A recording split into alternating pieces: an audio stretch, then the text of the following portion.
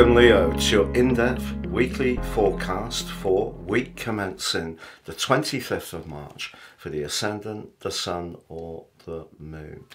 If we cast our minds back to the solar eclipse of the 14th of October last year, it was in the sign of Libra, very much about balance, about equity, but also because it's an air sign about communication.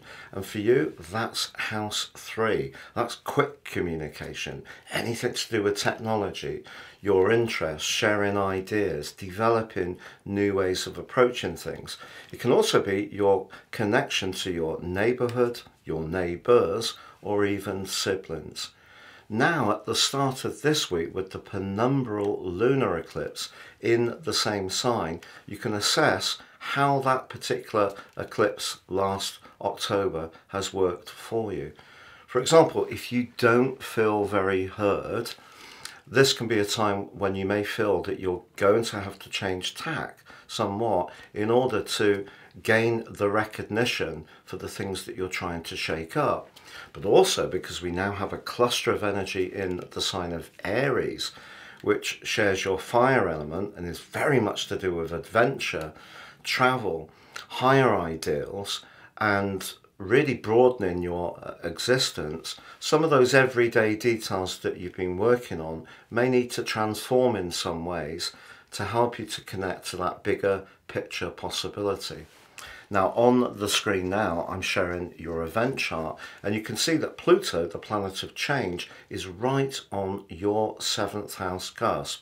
This is where we connect to others. So people are going to be feeling your power at this time, but look at the position of the Sun at 4 degrees 49. They're in sextile. The sextile was exact last week on the 21st, but they're still in contact with one another in a way which gives you an enormous amount of thrust. But I feel an ambition to bolster your boundaries and your interactions with others with a lot more determination. And of course, language and communication is all part of that process. So if you feel at some level that someone's withholding some of the exciting ideas that are stimulating you, or not really pitching in and being particularly open to you, that's just going to increase your desire to push forwards.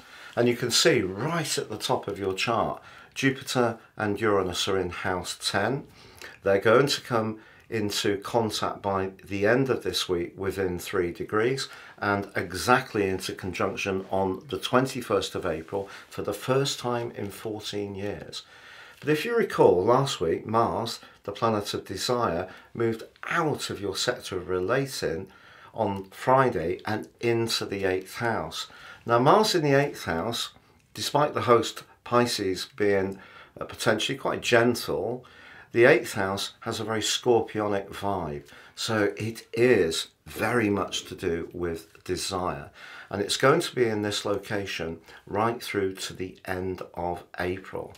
And Mars, therefore, is going to give you more thrust, particularly around your desire to improve your financial situation. So if you're in business or you'd like to go into business, you're going to have a lot more spark as you go forwards. But those planets in your 10th house suggest that being open-minded and fresh in your approach, being innovative, is going to be an important part of your prospects.